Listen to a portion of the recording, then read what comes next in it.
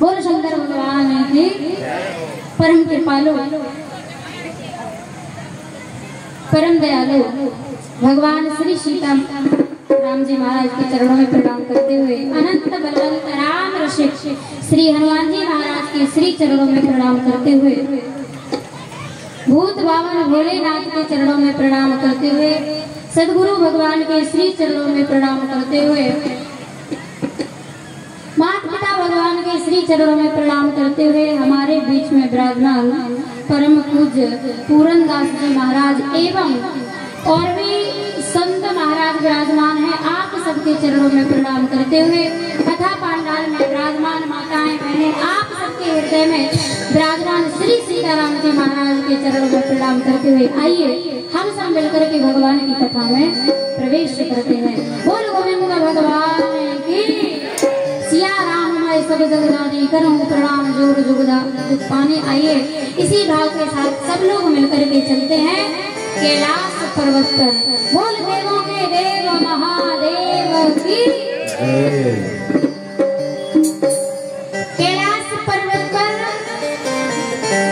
भगवान शंकर विराजमान कथा सुना रहे हैं और सुन कौन रहा है?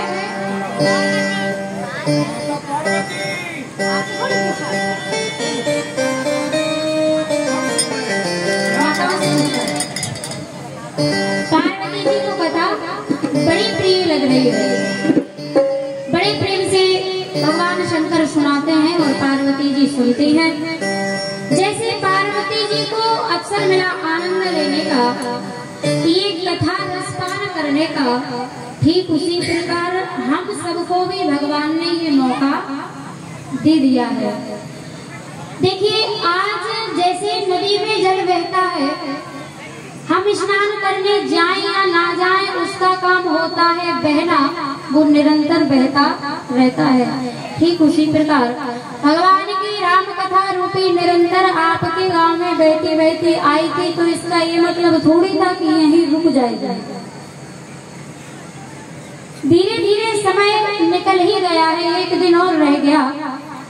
भाग्यशाली नहीं सौभाग्यशाली जिन्होंने आकर के गोता लगाया है, जिसने आनंद लिया है, क्योंकि यहाँ पर भगवान की कथा में यज्ञ नारायण, और जहाँ यज्ञ भगवान हो समझ लो यज्ञ में तो सारे देवी देवता एकत्रित होकर के आते ही हैं।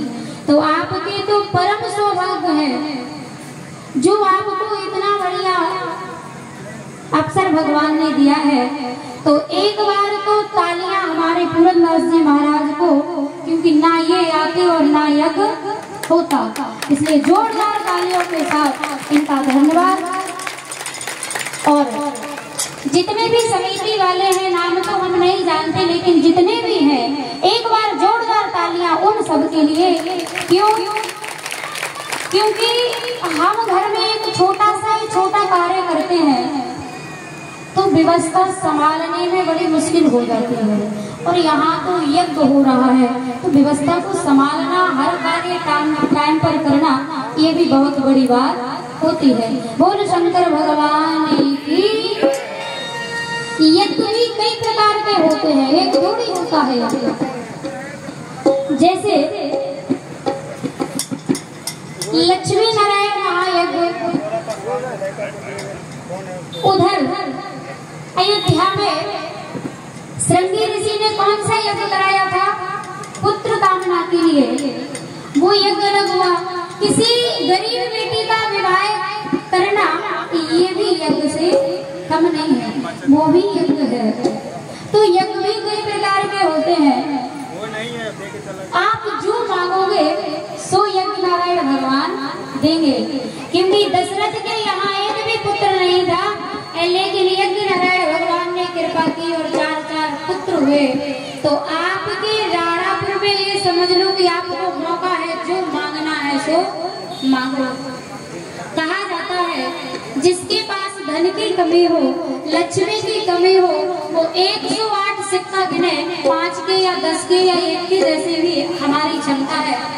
108 बार एक परिक्रमा लगा करके, एक सिक्का डाल करके अगर पैसों से हम परिक्रमा लगाते हैं तो हमारे जीवन में फिर धन की कमी नहीं होती है।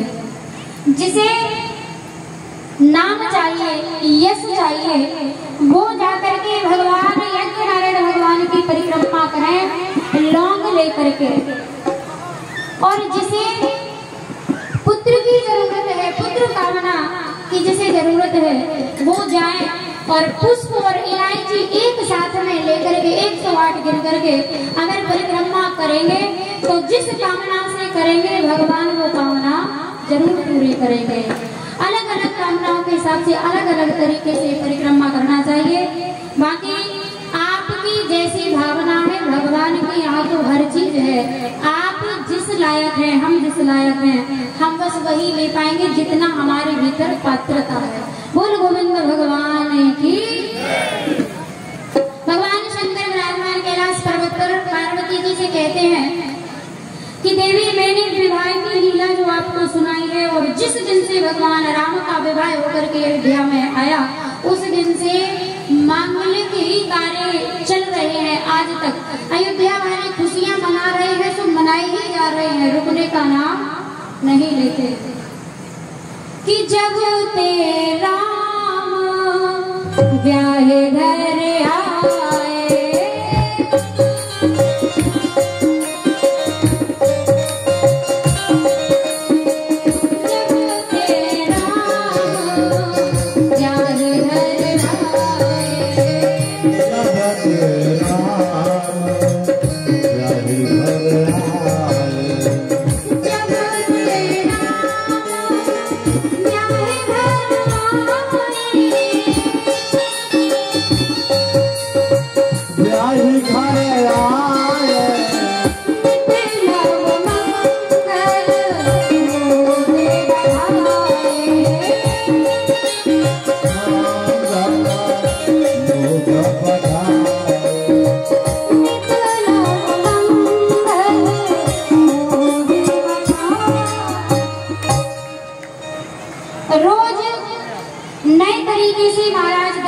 बधाई देने के लिए लोग आते हैं। समय निकला, इधर सभी देवी देवता जो भगवान राम के विवाह में आए हुए थे, सबने एक एक करके विदाई मांगी। महाराज दशरथ ने सबकी विदाई की, सब अपने अपने स्थान। इधर भरत और शत्रुघ्न भी अयोध्या में नहीं है, ये भी अपने ननिहाल चले जाते हैं। इधर एक दिन की बात है, महाराज दशरथ को लगा कि क्यों ना अब भगवान राम को राज तिलक करके अब हमें भजन करना चाहिए। क्यों? क्योंकि महाराज दशरथ के कान के बगल में एक बाल सफेद हो गया था।